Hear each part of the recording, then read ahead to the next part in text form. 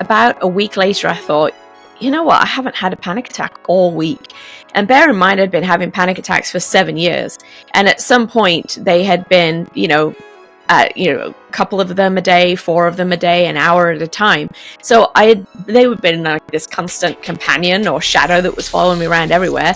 And I got to the end of this week and thought, they're gone. Like, I haven't had one. And I don't know what. The only thing that I've changed is that I stopped eating gluten. And I had a friend who said, people who can't tolerate gluten usually can't tolerate dairy either. And I thought, well, there's another big one, that we eat all the time. So I took that out, and like all my rashes and eczema and all these things that I'd dealt with for years just disappeared. And I was like, okay, what else am I missing? Mental health is not all in your head. It is about the sum total of everything that's going on inside of your body. Welcome to Her Desired Human Podcast, a community where we come together to discuss all things Jesus, family, life, and faith. I am LaShondra, your host. Thank you so much for joining me today. Today we have another special guest. She is a board-certified holistic nutritionist, Level 2 certified nutrition recovery coach, and Amen Clinic's certified brain health professional.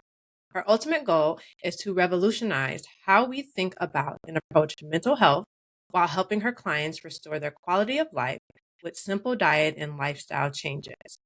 Her struggle for years with debilitating depression, anxiety, and thoughts of suicide.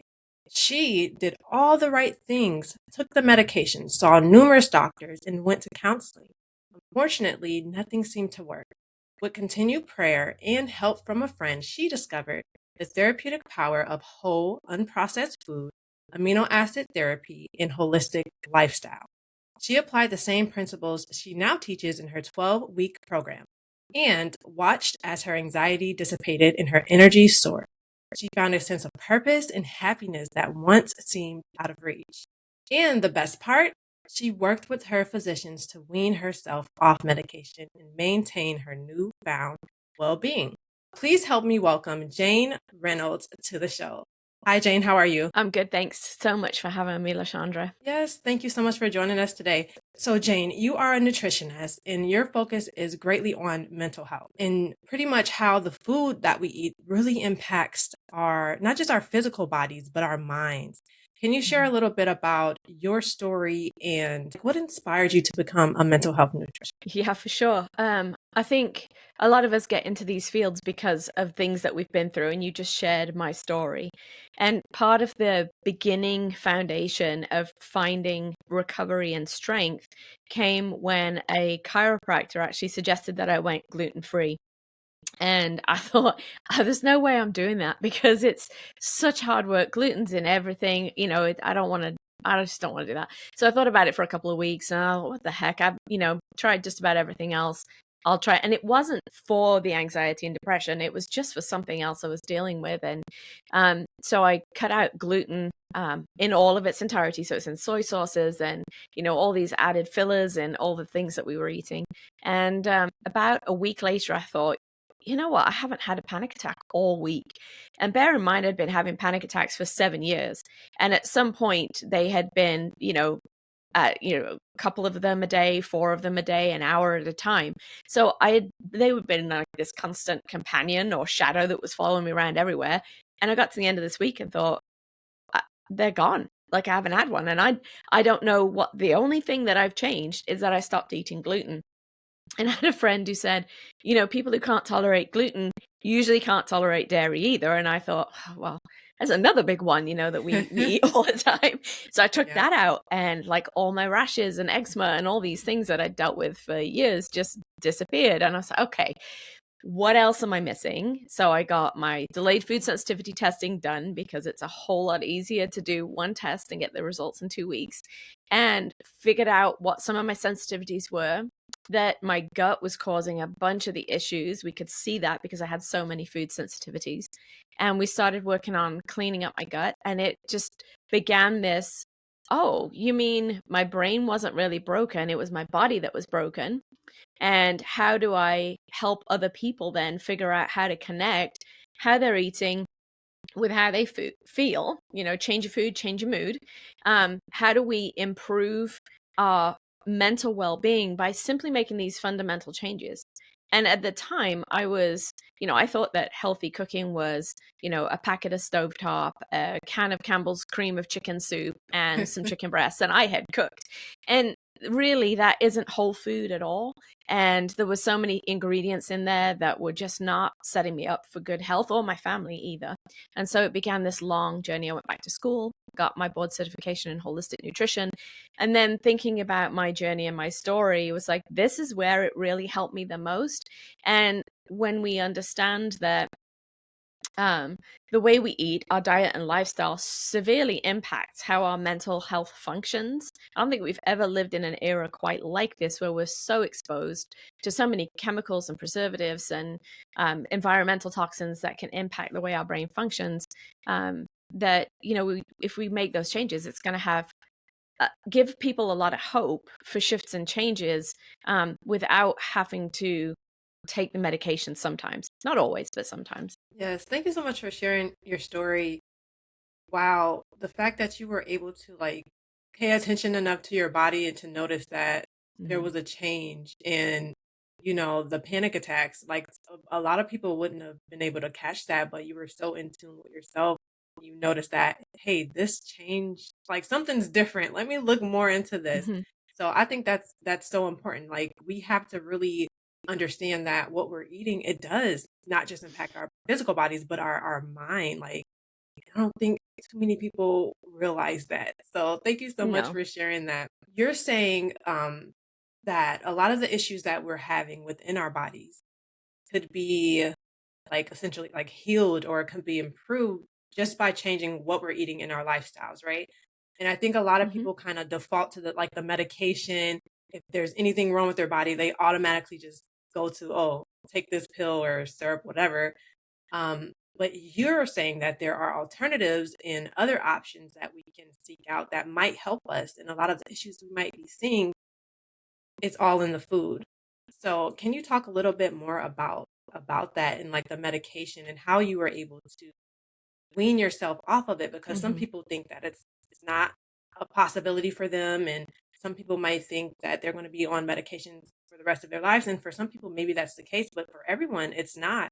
So how are Mm-hmm. you able to work with your doctors to kind of get yourself off your medication and at the same time still be mentally well and healthy and thriving without it?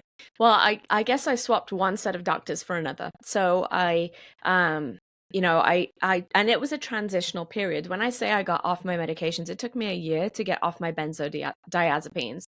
It took me probably, I was on the lowest dose of an SSRI, and it took me about 2 months to get off that SSRI. And that was probably too fast in hindsight, studying what I've studied now. But the psychiatrist was like, sure, if you feel good, we can go down to half a pill, and then you can go down to a quarter of a pill.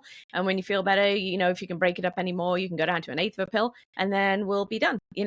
And I didn't feel like myself. I blogged and journaled through that process, and I felt pretty horrendous. It's long gone now. It got lost on some post, but I wrote a blog post years ago that was titled something like there aren't any chips for getting off your SSRI, because it going through getting off those medications sort of shifted and changed. I had to deal with all these emotions that I'd been tamping down with medication for all this time. I wasn't sure if I liked who I was without the medication. I had to process and work through a lot of things. But while I was working through that with the psychiatrist, and that was a case of going to him and saying, listen, these are the other ways that I'm supporting my body. This is my other physician that I'm working with to shore these things up. These are the supplements that I'm using. And so now I would like to start tapering off. So it was a collaboration between practitioners, but I really kind of transitioned in that season into more of a holistic approach. I took on a naturopath who was helping me through that process. And when I'm working with my clients, I'm not helping them taper off meds, because that's not my job. I'm a nutritionist. But I am encouraging them to go back to their physicians and have them help them work through that process and step up. So I don't take medication anymore, but I regularly use amino acid therapy, which I think you brought up in the introduction. An amino is the smallest part of a protein. So in theory, we eat proteins, we have enough hydrochloric acid in our stomach to help break them down. We have good functioning GI tracts that help us to absorb that protein. And then our bodies take the protein and they rebuild it into our neurotransmitters with cofactors like zinc and B6 and vitamin C. And it makes our serotonin, our dopamine. And a large part of that is all made in our gut, by the way, not in our head, in our brain, where we think those neurotransmitters are functioning. They're all made in our gut, large part. And so we're taking these steps. And one of the things that I did was figure out, using assessments, which part of my body was struggling. And it wasn't serotonin, it was dopamine. And we used the amino acids to help give my body the building blocks that it was missing in order to be able to make its own neurotransmitters instead of so SSRIs and SNRIs. They're designed to help our body recycle serotonin and dopamine in the brain. And sometimes when we have been taking them for a long time, we've just kind of used up all those reserves because we haven't actually done anything to rebuild the serotonin storehouse and the dopamine storehouse. So we use those, and I still use them today. I have some genetic markers that mean that I don't handle dopamine very well. So that's what I do to compensate for it. It's not that I gave up everything and got off everything. I traded them out for the nutrients that my body was needing and still needs every day. Wow, thank you for that. Oh my goodness, it's like you have to get a PhD in in your body, but I mean that's good. And why wouldn't you want to, to pay attention to the symptoms in your body and make sure that you're good. So someone listening to this is probably like, okay, did she just say diet? I'm gone. Like, no way. Anything but that. But it's understandable because I do believe it could be extremely terrifying, scary for some people to change the way they've been eating for decades, years. Some people, it's a part of their culture to eat certain things, Yeah. So what would you say to a person who's like about to run, they're scared? What would you say to them to help them get started on this journey of eating, good foods, whole foods, being nutrition focused and really transitioning from that state of mind to? Yeah. The first thing that I say, we're both coming from this faith-based perspective as we're having this conversation, right? And so in my fundamental beliefs is that we were placed in a garden and given good things to eat. And we have taken industry and science so far, and some of it's been absolutely wonderful. But if you're shopping up and down those center aisles, you're eating the same 12 ingredients that have been chemically manufactured into different products. If you look at the ingredients on Cheez-Its and Doritos, they're almost basically the same thing. So what we need to get is a lot of variety. And I encourage my folks, it's not about being on a diet, because I think there is so much negative mindset around that. Like, I'm going to be restricted and I'm not going to be able to do all these things. We're trying to crowd out the cravings and the desire for chemically manufactured foods that trigger dopamine hits and serotonin hits and make you want to come back for more. We are replacing them and getting back to what we were created to eat, which is food in its closest form to how it was grown. So get yourself out of those center aisles and start looking at the outside perimeter of the grocery store. Go down the produce aisle.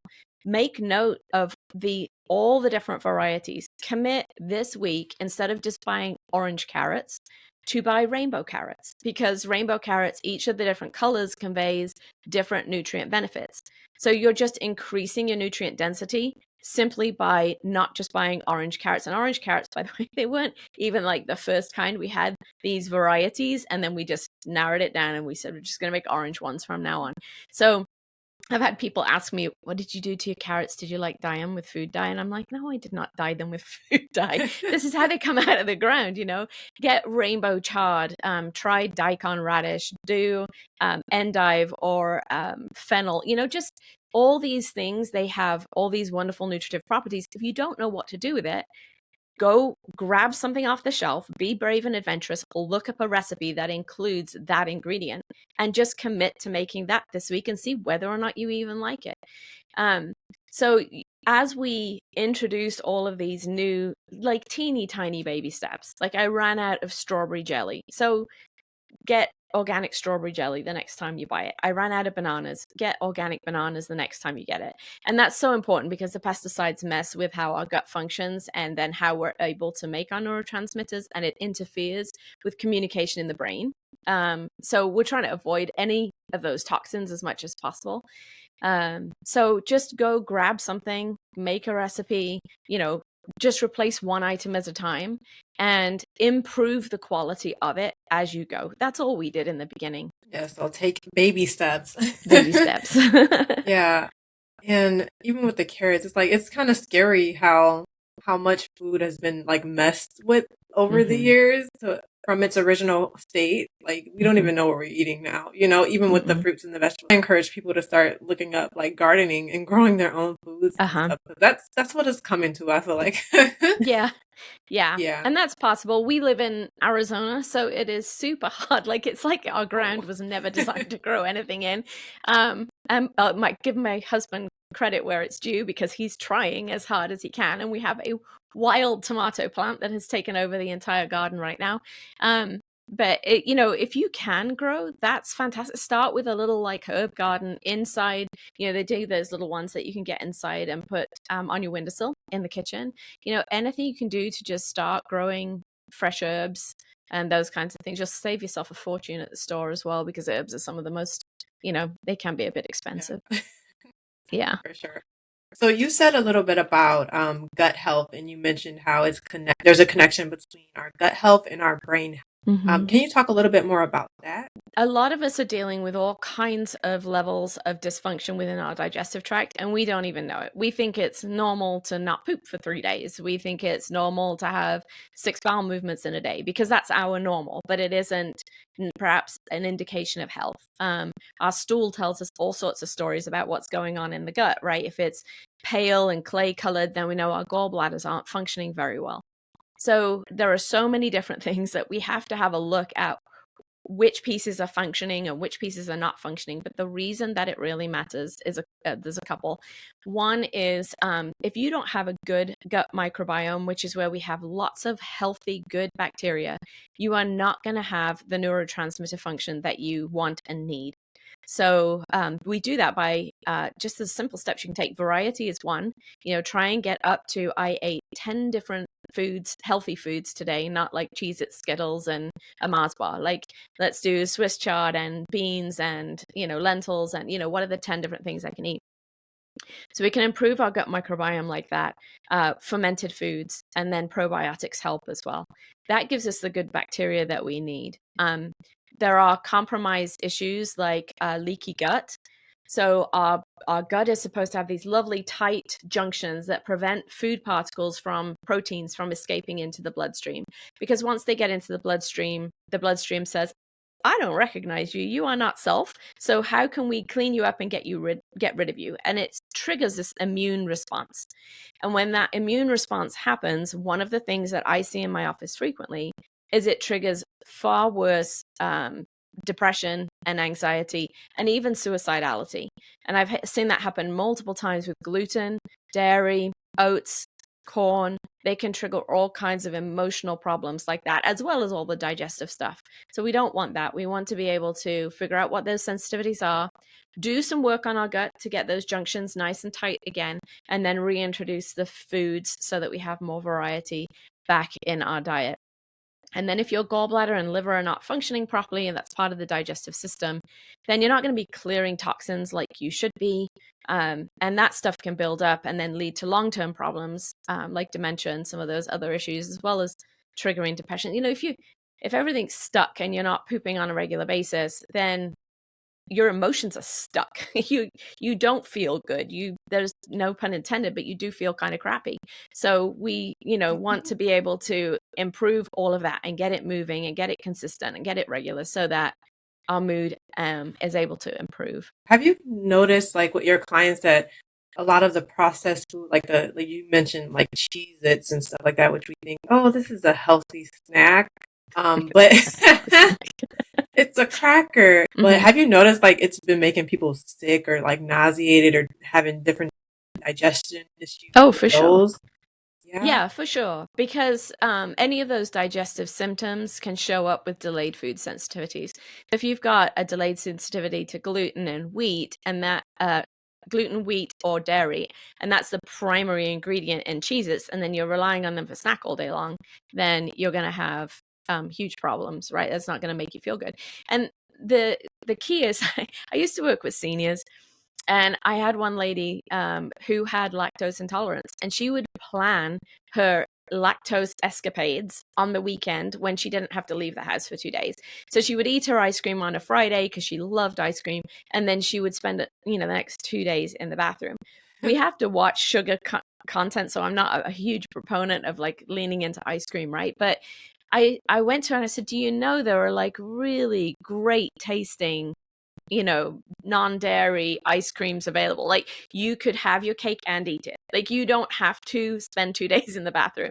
So there's a lot of companies, and we still have to be careful, because even clean foods are still often junk foods. They're still high in sugars and those kinds of things.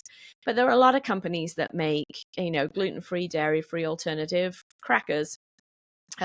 Simple Mills is one of my favorite. They make an almond cracker.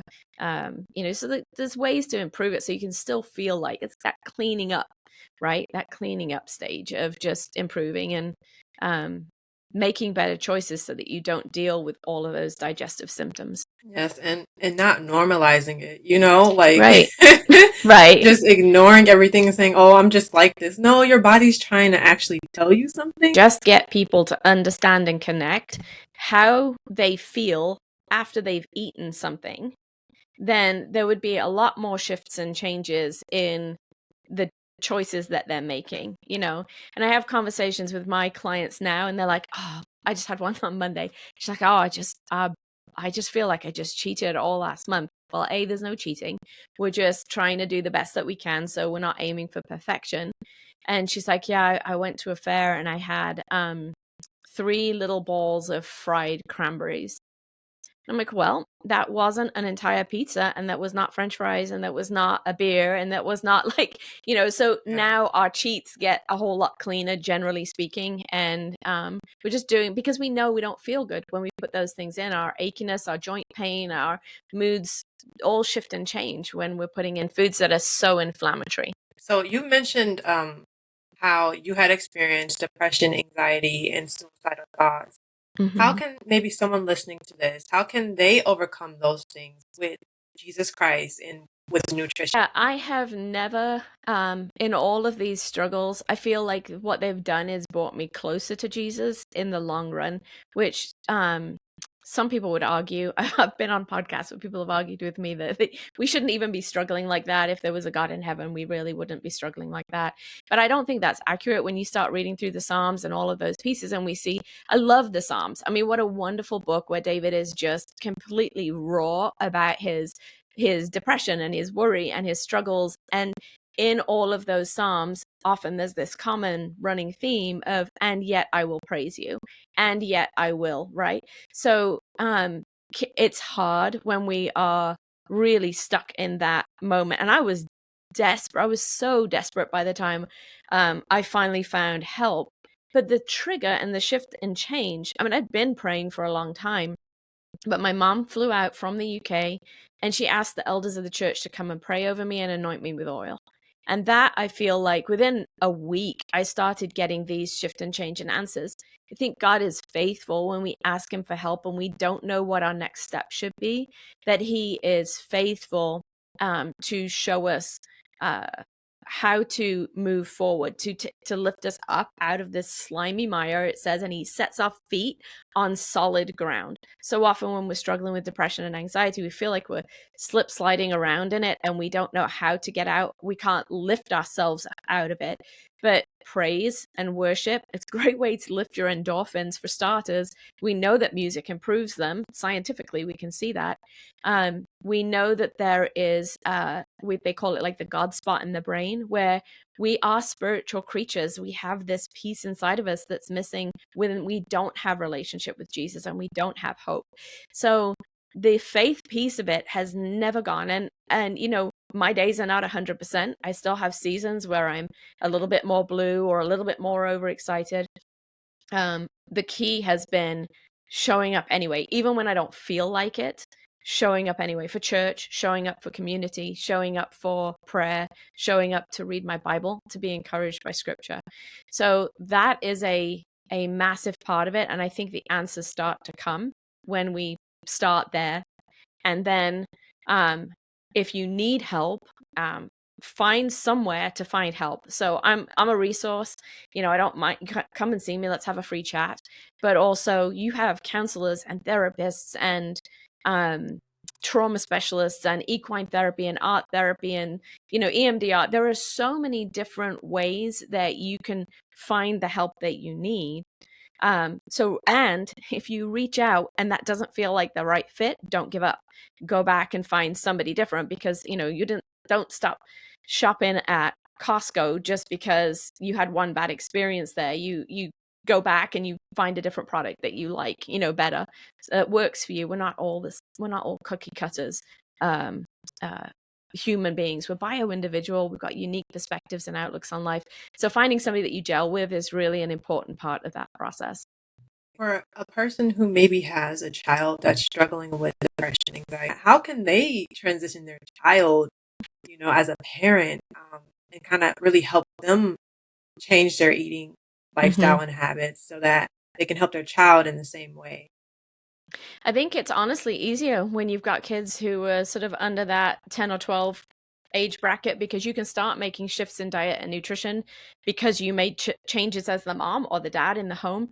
You can easily start making those shifts and changes, start incorporating more vegetables, and they're so easily hidden. They can be hidden in a smoothie. They can be hidden in spaghetti. I remember at one point my daughter looking at me and said, why are you buying zucchini? Because she didn't like them. And I said, well, because I put them in the tacos. She's like, you put zucchini in the tacos? like I'm just sacrilegious, Mom. What the heck are you doing? But you can sneak veggies into all kinds of things. And the key with our kids, which we are missing, it's just, to me, it's like neon sign.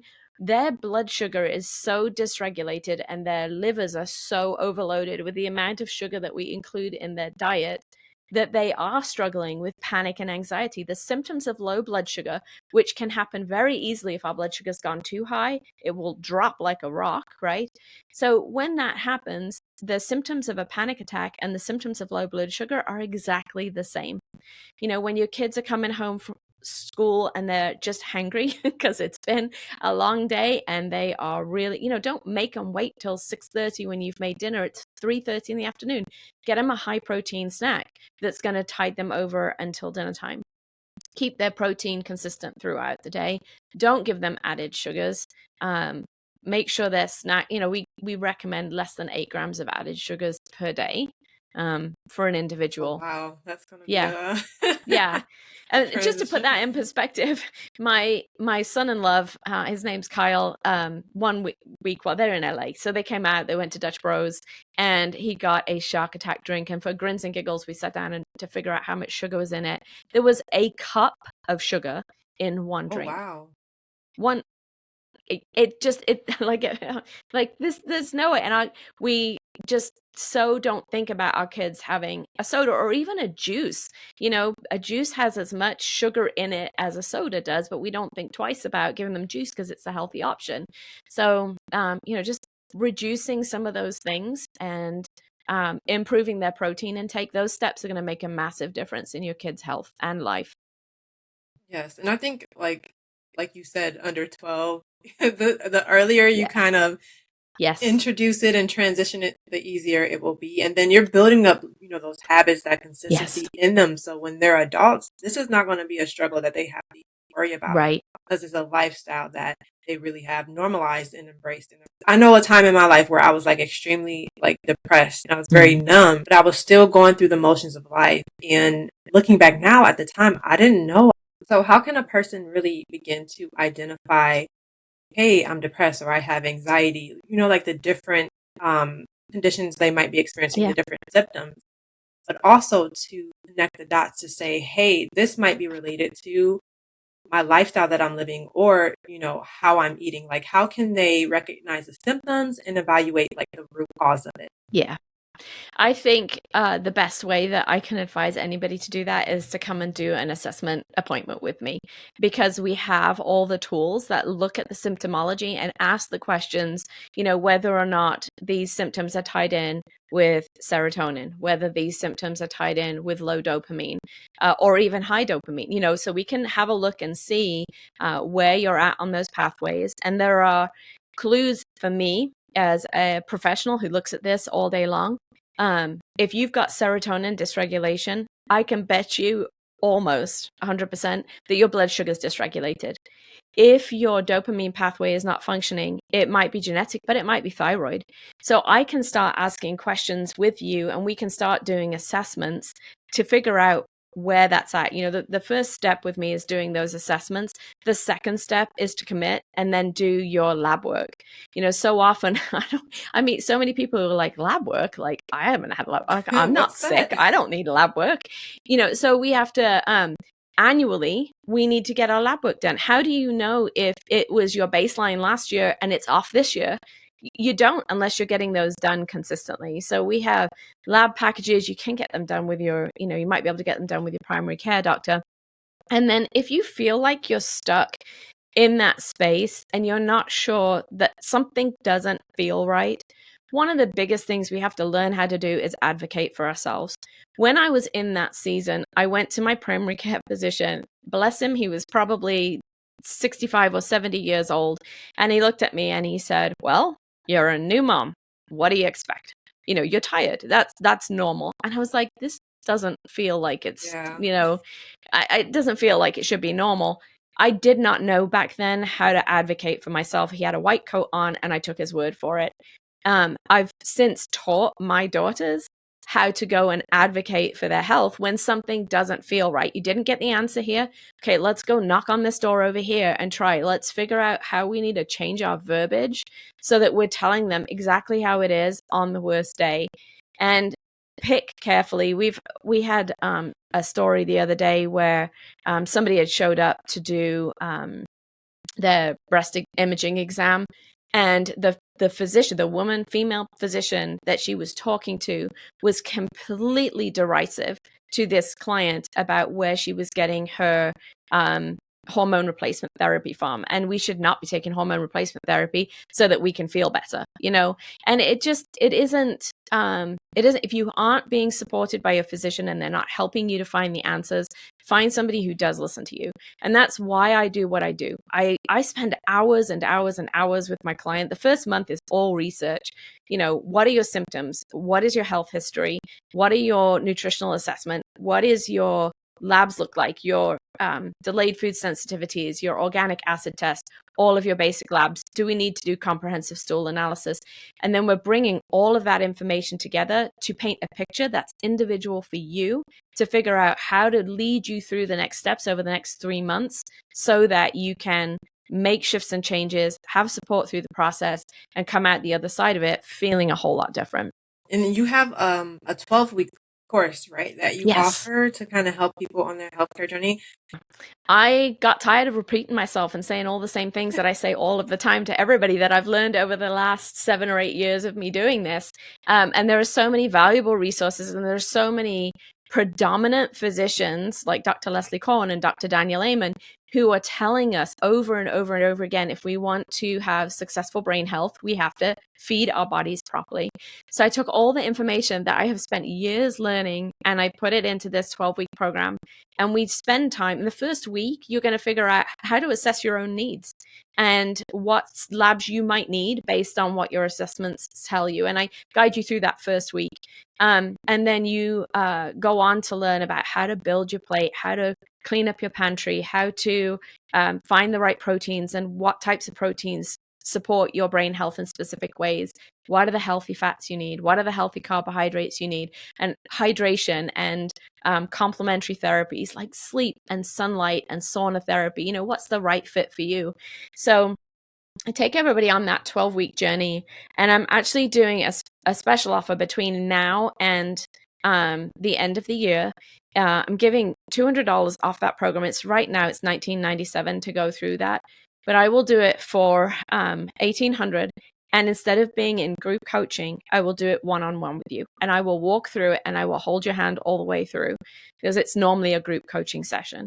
So I'm interested in helping people to feel well. And I want them to go through the program because it's got enormous benefit. You'll take away tools that you will use for the rest of your life. So I know that this is going to bless someone and really help them out. Thank you so much for sharing that.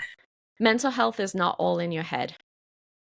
It is about the sum total of everything that's going on inside of your body. And nobody can advocate for yourself like you can.